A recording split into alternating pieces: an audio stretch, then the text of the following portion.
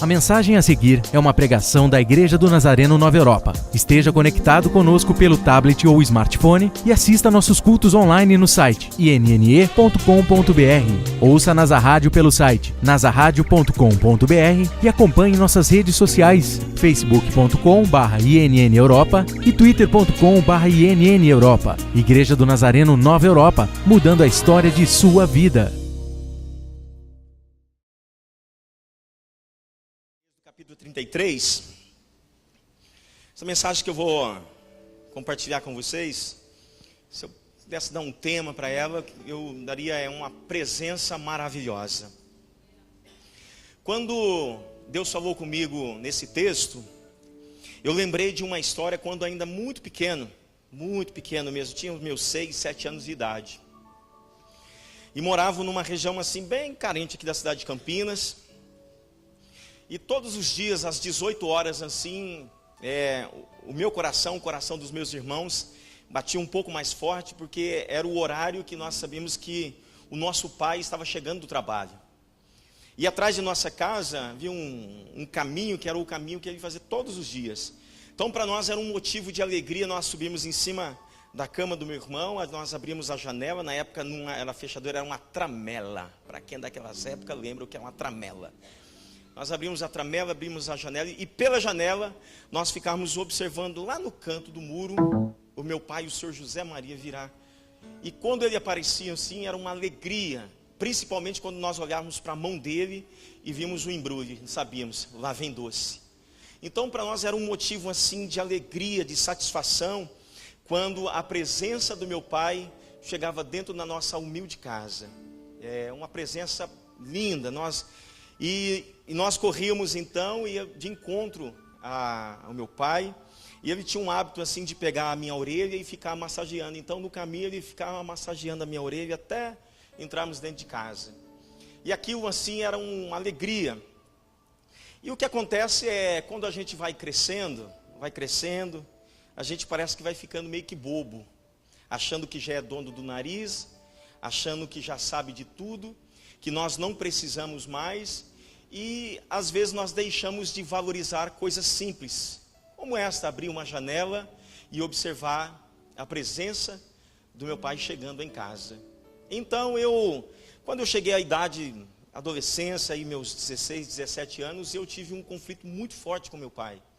Nós não nos dávamos mais, eu já não tinha tanto prazer em ter a presença do meu pai junto comigo. E por não ter mais esse prazer da presença do meu pai, então eu fui procurar prazer em outros lugares. Quantas vezes eu troquei um domingo com a família, de estar no almoço, sentado junto com meu pai, por amigos, entre aspas, e achando que estava vivendo a vida, que estava aproveitando o máximo. Quantas vezes meu pai me chamou para sair junto com ele, para almoçarmos, e eu troquei isto por coisas que não edificaram a minha vida. E o tempo passou, e eu fiquei um certo tempo sem conversar com o meu pai, e as coisas foram acontecendo, foi tomando outros rumos, mas eu louvo a Deus assim, que aos 23 anos de idade, a misericórdia de Deus, ela me alcançou, me resgatou, transformou o meu coração. E hoje, aos 41 anos de idade, apesar de não parecer, mas já tenho 41 anos de idade, Mary Kay. Tem alguma representante? Nós já vamos fazer a propaganda agora. E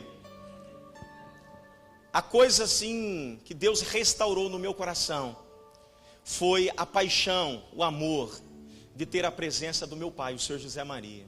Hoje ele já é um senhor bem de idade, 71 anos de idade, surrado pela vida, pelas enfermidades. Mas eu tenho duas gratidão a Deus assim que não tem como eu pagar. Uma foi porque pela graça, não merecia, ele escreveu o meu nome no livro da vida. Me deu uma garantia de vida eterna.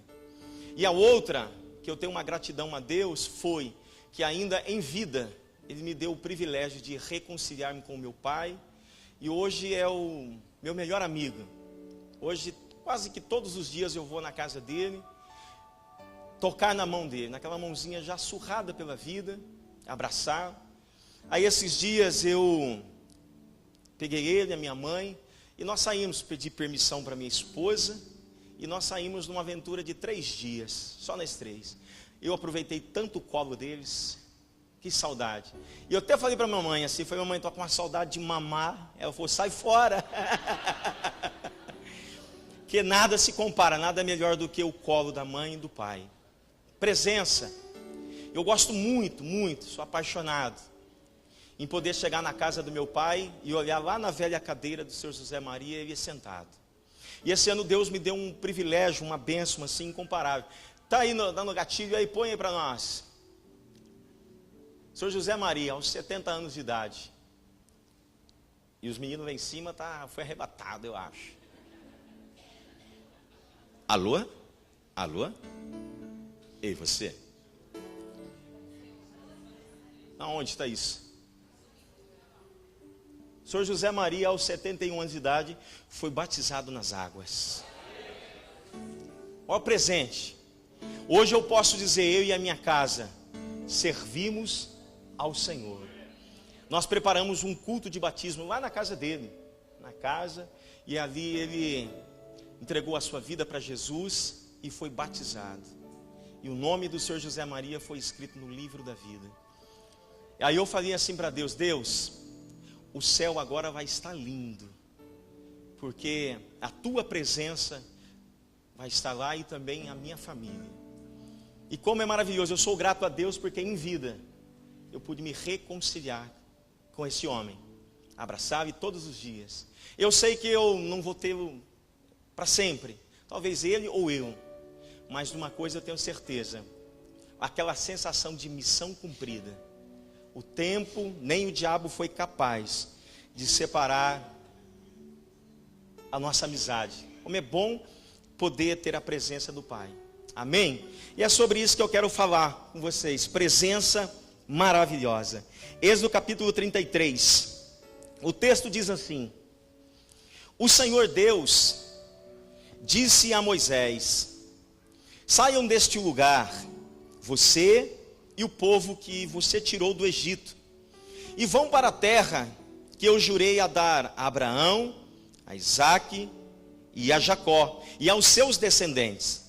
Eu mandarei um anjo para guiar vocês, e expulsarei os cananeus, os amorreus, os heteus, os perizeus, os heveus, os jebuseus. Vocês irão para uma terra boa e rica, uma terra que mana leite e mel. Porém, Moisés, eu não irei com vocês. Esse é um texto, um diálogo de Deus para com Moisés. O povo de Israel ficou aproximadamente 430 anos no Egito, esperando a promessa, esperando aquilo que Deus havia dito a Abraão sobre uma terra abençoada. E Deus então levanta este homem chamado Moisés para tirar o seu povo da terra da escravidão, terra do Egito, lugar de tristeza. Então, e começa o processo da saída do povo de Deus do Egito, a travessia do deserto. E no deserto Deus falava diretamente com Moisés.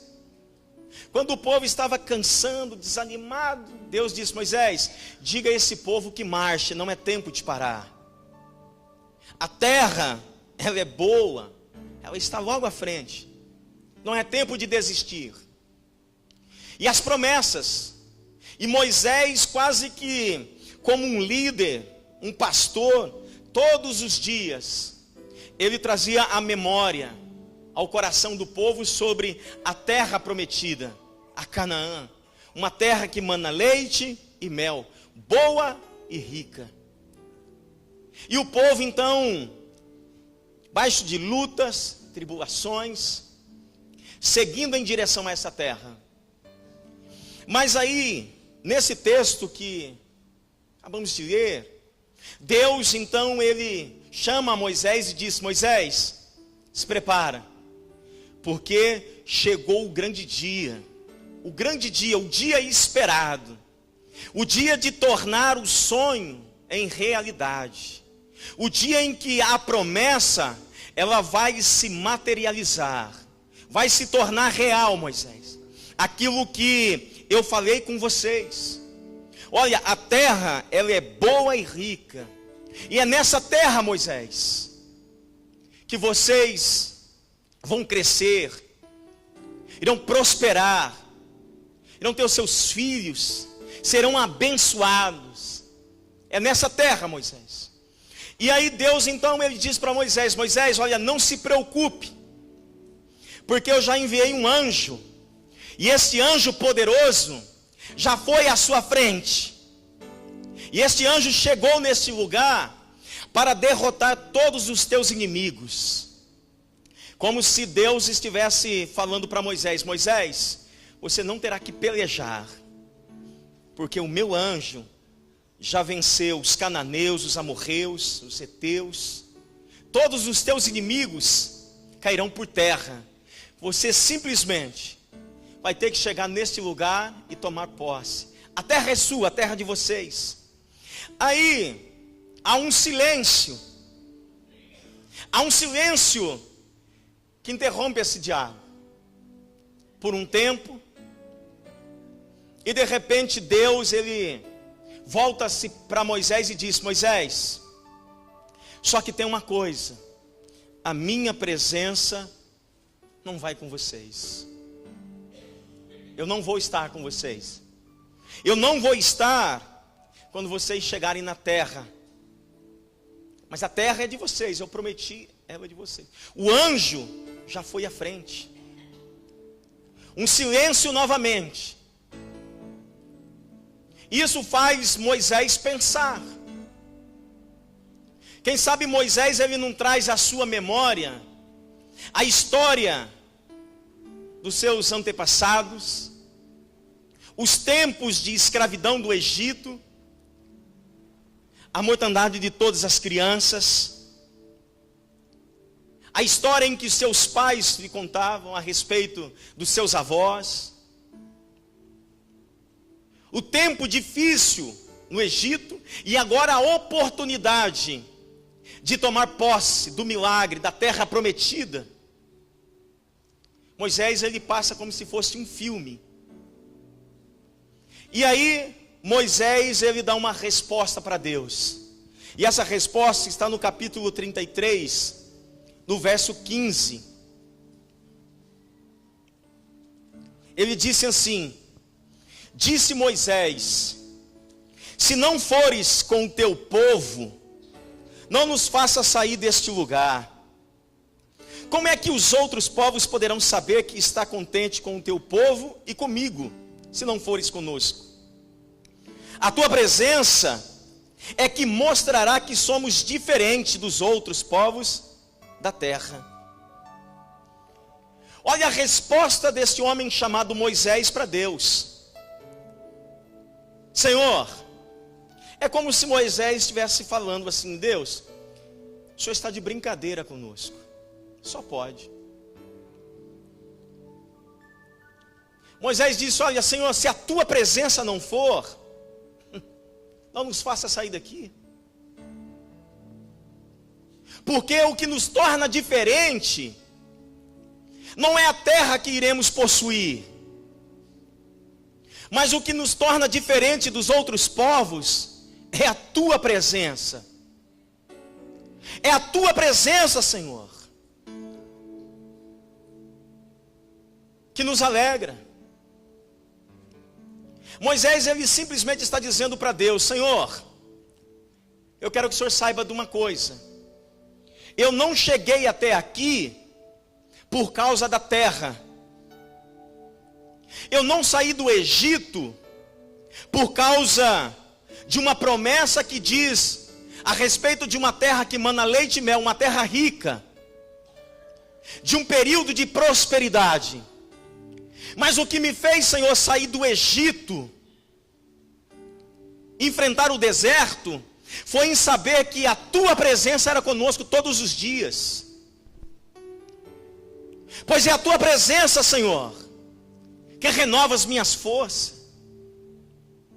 E Moisés, ele vai dizer para Deus: o que é a terra prometida sem a tua presença? Do que vale pisar numa terra que mana leite e mel?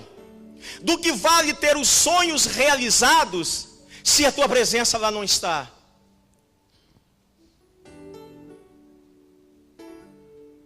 É como se Moisés dissesse para Deus o seguinte: Senhor, eu prefiro estar no Egito nas condições de escravo, porém tendo a tua presença, do que estar numa terra rica que mana leite e mel e não ter a tua presença. Martinho Lutero um dia disse assim: uma masmorra com Cristo é um trono, e um palácio sem Cristo é comparado ao inferno. Ele está dizendo: olha, eu prefiro estar numa masmorra, mas na tua presença, porque aonde a tua presença está, uma masmorra se torna um trono de glória, mas um palácio sem a tua presença é como se fosse um inferno. Eu sempre digo para os meninos que a coisa mais terrível do inferno não é porque lá vai ter a presença de Satanás e os anjos caídos, os demônios, o fogo que não se apaga, o bicho que não morre. Mas o mais terrível do inferno é saber que naquele lugar há uma ausência da presença de Deus. Terrível coisa é estar num lugar onde Deus não está. Moisés, ele entendeu muito bem isso aqui, esse propósito. Deus, não nos mande sair daqui se a tua presença estiver conosco. Irmãos, nada se compara, nada. A presença de Deus, ela é incomparável. De tanto que o salmista vai dizer: é melhor estar um dia, Senhor, na tua casa, na tua presença, somente um dia, do que 1000 anos em qualquer outro lugar. Eu prefiro passar um dia na tua presença do que viver 1000 anos, seja aonde for, porque nada se compara com a tua presença. No jardim do Éden, quando Deus fez tudo, e tudo que ele fez era bom, colocou o homem, a mulher. Eu fico imaginando como era lindo esse jardim do Éden, o jardim das delícias, dos prazeres, os rios, as árvores, os animais. Mas o que me chama mais atenção é que a beleza daquele jardim, ela não estava nos rios de águas cristalinas. A beleza daquele jardim não estava nas árvores, nos animais, ou até mesmo no homem. Mas o que tornava aquele jardim diferente de qualquer lugar, é porque todos os dias, na virada da tarde, o Eterno, o Deus que fez os céus e a terra, ele deixava o seu trono de glória. Ele vinha até aquele jardim se encontrar com o homem. Eu acho que não existe nada maravilhoso do que você olhar para a história da Bíblia e ver o Criador vindo ao encontro da criatura de braços abertos. E ali todos os dias, um diálogo, uma conversa de pai para com filho, braços abertos. Eu fico a imaginar, a Bíblia não nos diz, mas eu gosto assim de viajar um pouco. Assim como todos os dias, às 18 horas, eu abria a janela da nossa casa e eu ficava na expectativa da chegada do meu pai. Ele vem. Atrasava 1 minuto, a ansiedade, até que ele virava. Nosso coração chegava a saltar. Eu fico a imaginar Adão, todos os dias. Eu acredito que lá no jardim ele tinha um lugar específico. E ali ele se assentava, olhava para o horizonte, vendo o céu querendo escurecer, o sol envermelhado. E naquele momento, aquela voz: Adão. E o coração de Adão só faltava saltar pela boca. E quando ele virava, a presença de Deus. Todos os dias. Mas aí eu fico a pensar que um dia este homem, ele pecou. E por causa desse pecado, o profeta Isaías no capítulo 59 vai dizer que as nossas iniquidades, os nossos pecados, nos separam de Deus. E logo depois do pecado, Deus vem dar a sentença. Adão ele é expulso daquele jardim. Mas eu acredito que a maior tristeza do coração de Adão não estava relacionado porque ele teve que sair do jardim. Mas a maior tristeza do coração daquele homem é que todos os dias, como era de costume, ele se assentava num lugar e olhava para o horizonte, e ali ele ficava na expectativa dele ouvir aquela voz: Adão. Só que depois do pecado, ele passou horas, e aquele dia foi um dia diferente na vida daquele homem. Por mais que o seu coração dissesse: ele vem, e ele não veio. Com tristeza, o vazio que tomou conta do coração daquele homem. Aquele homem passou a andar pela face da terra, já não tinha mais a presença de Deus, perdeu o seu maior tesouro, por causa do pecado. O salmista Davi, ele vai no Salmo 51, logo após a sua queda,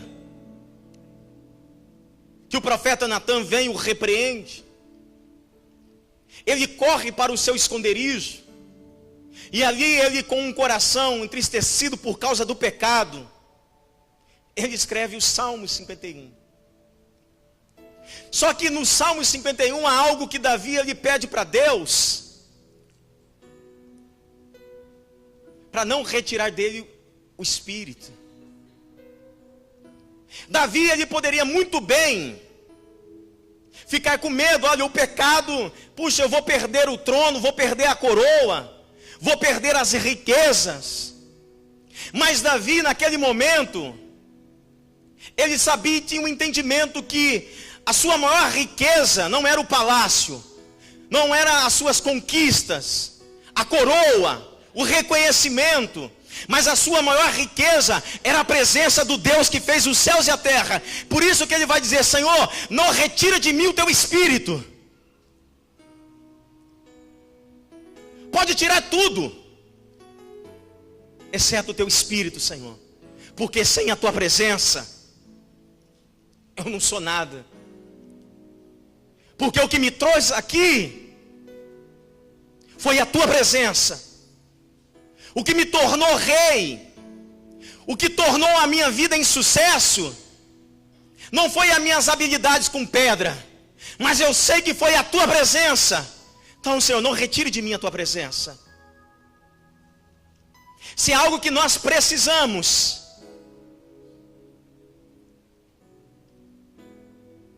é a presença de Deus. A presença de Deus, ela é incomparável.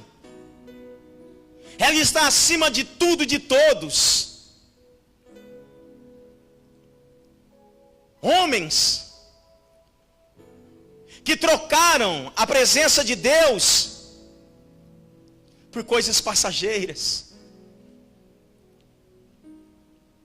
Há um homem da Bíblia, o sacerdote Eli, quando os seus filhos Ofni e Finéias foram para a guerra, e lá foram mortos. Quando a notícia chegou até Eli, dizendo: olha, os seus filhos morreram na guerra, a notícia entristeceu o coração daquele homem. Porém, quando lhe disseram, e os inimigos levaram a Arca da Aliança. A Arca da Aliança, ela simbolizava a presença de Deus no meio do povo de Israel.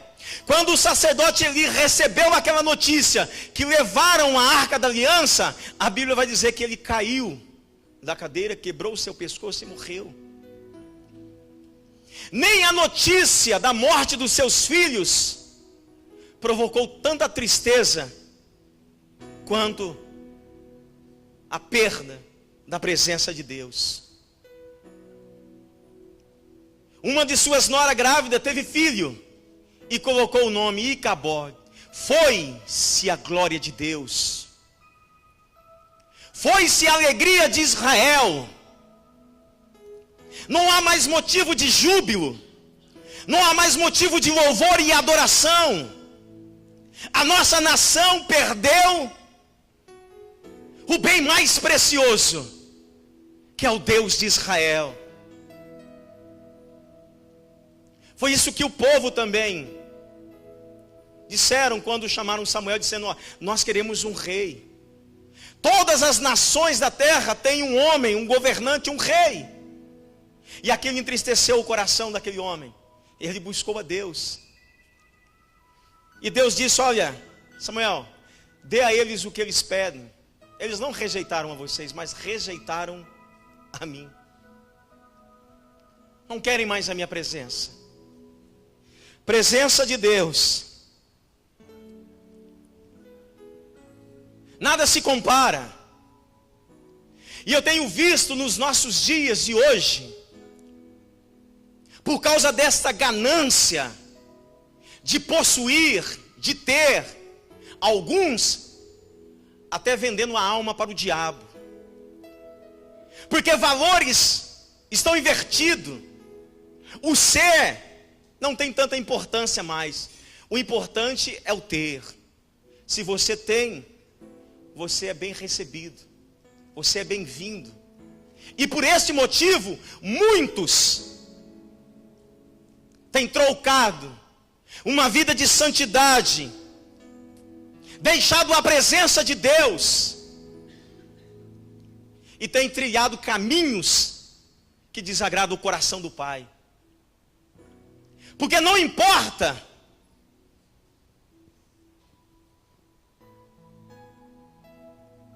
o importante é que eu vou chegar, ainda que eu tenha que passar por cima de Aibe. Há um homem, um pregador do Evangelho, conhecido, um pai de família, filhos lindos, mas com uma vida miserável, que aos olhos dos homens era uma coisa, mas aos olhos de Deus totalmente diferente. E esse homem em adultério. E quando o pecado foi revelado, numa reunião de pastores, a preocupação deste homem foi: gente, vamos ficar entre nós, porque eu tenho uma agenda para cumprir. Eu tenho uma família, eu tenho filhos para alimentar. E um dos pastores, muito sábio, e disse: homem, você com uma vida nas trevas do jeito que está, e a sua preocupação é a sua família? Em primeiro lugar, você deveria estar preocupado antes. Mas saiba de uma coisa, que a tua maior preocupação seja com a presença de Deus. Porque Deus, que Ele é o único que tem o poder para matar e lançar no inferno. Se preocupe com a presença de Deus.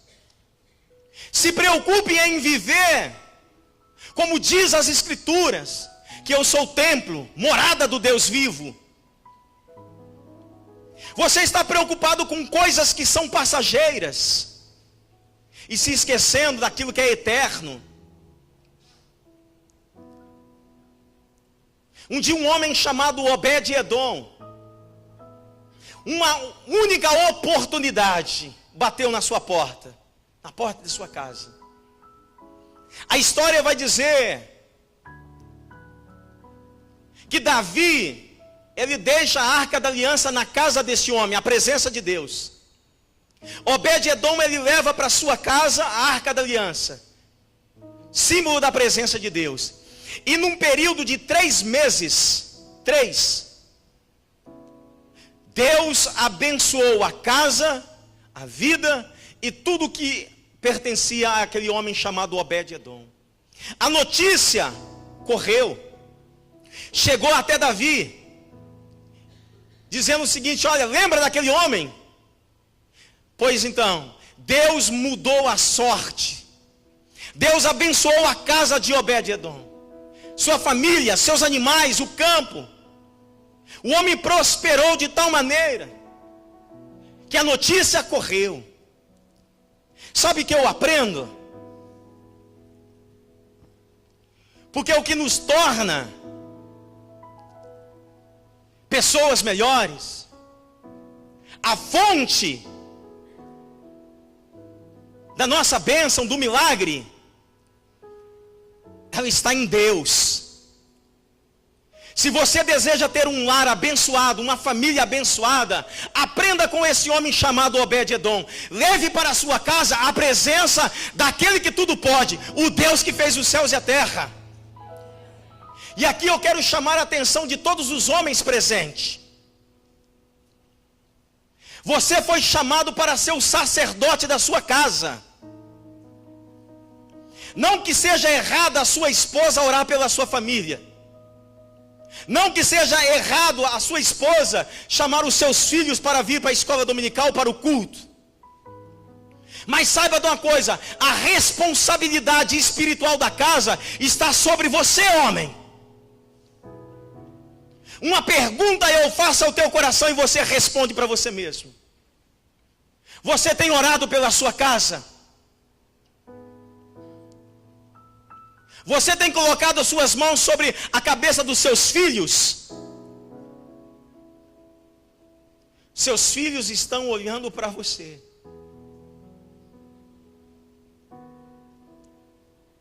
Eles querem ver uma atitude. Hoje estamos vivendo um tempo maluco, doido. Homens que já não põem mais a mão no arado. Homens que já não se levantam mais para batalhar pela família. Vivemos um tempo que tudo está sendo terceirizado. Infelizmente até a educação dos filhos e até mesmo a vida espiritual. Digo isso com propriedade, que tem muitos pais que deixam os filhos lá dentro do espaço jovem e acham que tudo está certo. O teu filho estando lá no espaço jovem não significa nada. Sabe por quê? Porque o maior tempo da vida deles, eles passam junto com você na sua casa. E o que eles têm visto?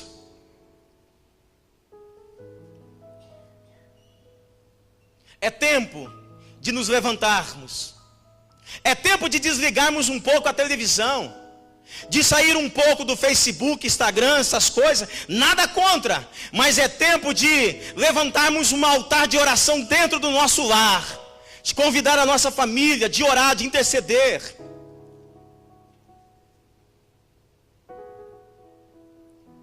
Tem um curso que alguns estão fazendo, os corajosos. Quem já assistiu esse filme, quem não assistiu, eu recomendo. Quase que no final do filme, vou contar o finalzinho, viu, gente? Não tem problema, porque todo mundo sabia que o Titanic ia afundar e mesmo assim todo mundo assistiu. E se assistir até hoje chora. Mas há uma palavra daquele homem dizendo o seguinte: olha, ninguém vai precisar orar pelos meus filhos. porque eu vou orar.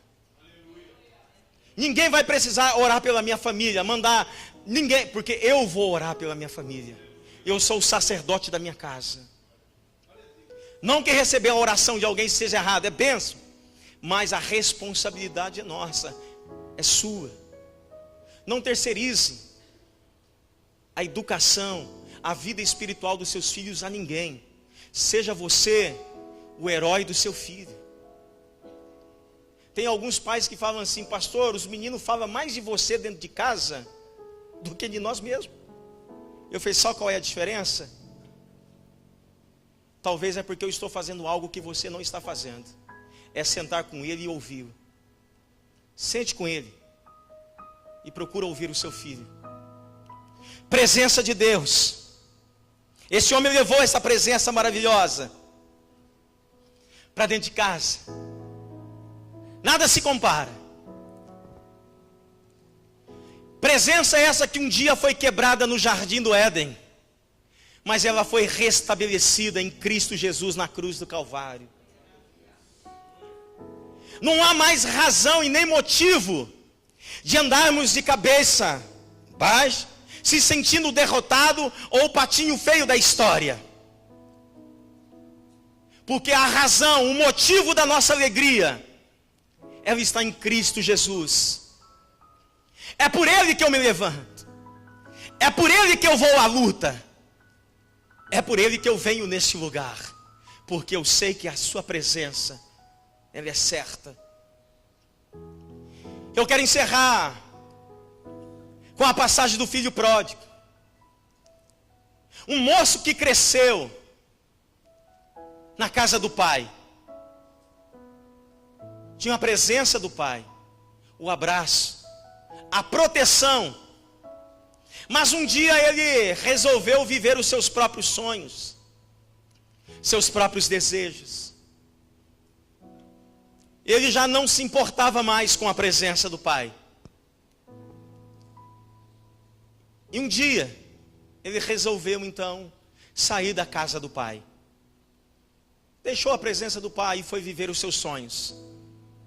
Pegou aquilo que lhe pertencia e saiu para se aventurar, para tentar buscar algo que desse uma razão para a sua vida, para preencher o vazio de sua alma. Mal sabia ele o que lhe esperava. E a história todos nós conhecemos, que chegou um momento na vida deste moço, ele já não tinha mais recursos,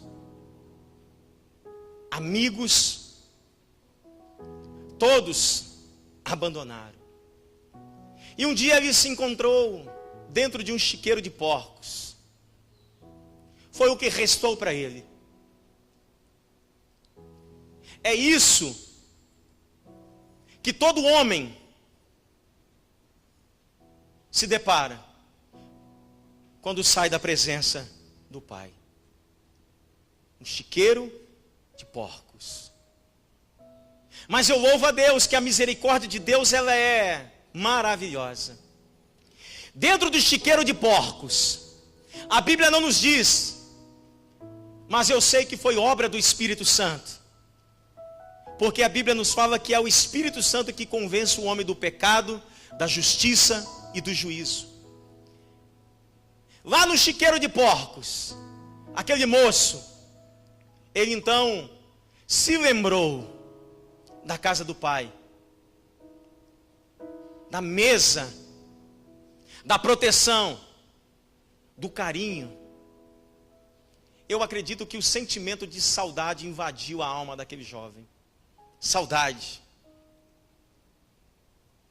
é um sentimento que é bom, mas ao mesmo tempo também não é fácil. Um dia me bateu a saudade do meu avô, o pai de minha mãe. Eu peguei meu carro e andei alguns quilômetros até Marília e eu matei a saudade. Mas essa semana me bateu a saudade do meu avô, o pai do meu pai. O homem que me criou praticamente. Mas tive que recorrer aos braços do meu pai, porque o meu avô já partiu. Não tem como mais.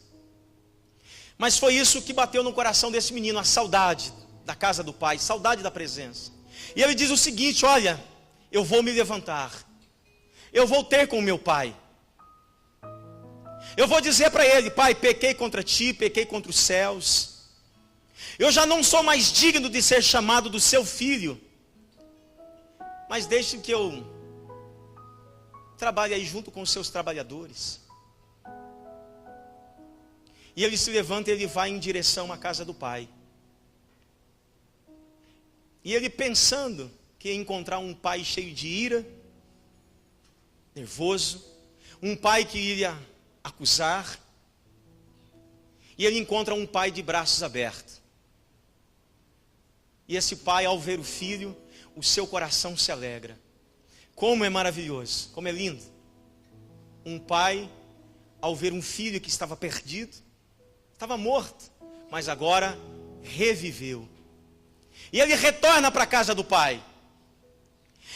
E a Bíblia não nos diz mais nada, mas eu sei como é maravilhoso voltar para a casa do pai, se reconciliar com o pai. Houve festa, trocou as vestes, foi devolvido o anel, chinelo, festa, porque aquele que estava morto reviveu e voltou para a presença do pai. Igreja, guarde esse princípio no seu coração. Por mais que as lutas sejam grandes, por mais que as ofertas deste mundo nos cercam, as tentações, mas não troque a presença de Deus por nada. Porque a presença de Deus, ela está acima de tudo e de todos. O provérbio vai dizer: é melhor estar numa mesa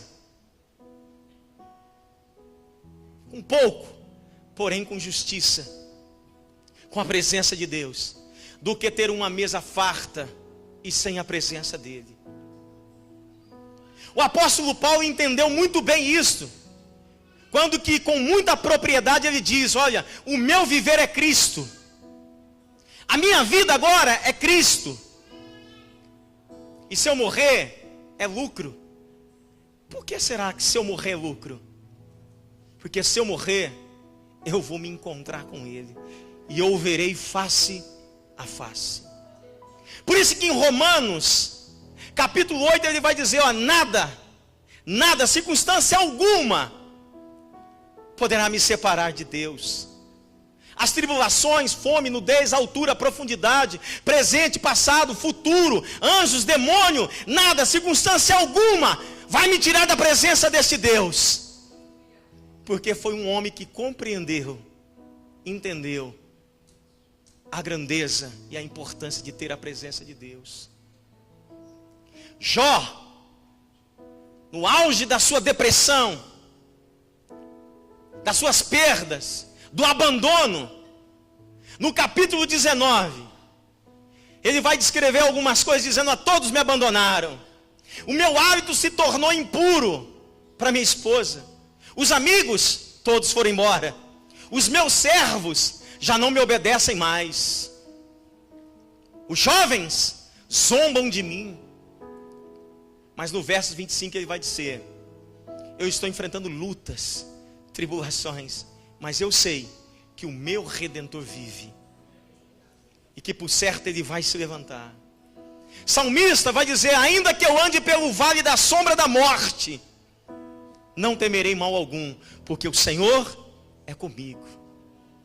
Presença de Deus, querido. Quem tem presença de Deus, ele não se abala. Mesmo que ele esteja passando pelo vale da sombra da morte, ele sabe que essa presença gloriosa é capaz e é suficiente para o abençoar. Quando Paulo, nas suas queixas, dizendo: Senhor, tira de mim esse espinho, tira, e Deus diz: Paulo, a minha graça te basta, a minha presença te basta, Paulo. Eu não sei Como está o seu relacionamento com Deus? Como está a sua intimidade com o Espírito Santo? Alguns, quem sabe, chegaram aqui, pode dizer: pastor, faz tempo que eu não falo com o Pai. E o Espírito Santo diz o seguinte: olha, há um sentimento no coração de Deus de saudade. Saudade daquela época quando Ele encontrava você nas madrugadas de joelho lá na sua cama. Saudade quando as lágrimas cortavam a tua face ao ler a sua palavra. Deus tem saudade de quando Ele olhava para a sua casa e encontrava você debruçado sobre a palavra e meditando. Saudade daquele tempo que quando você olhava para o relógio e a ansiedade batia para chegar logo o horário do culto, para você poder levantar as suas mãos e adorar a Deus. Queira Deus nessa noite que o Espírito Santo coloque no teu coração o mesmo sentimento que o filho pródigo teve. Vou me levantar, eu vou buscar a presença e a face do meu Deus.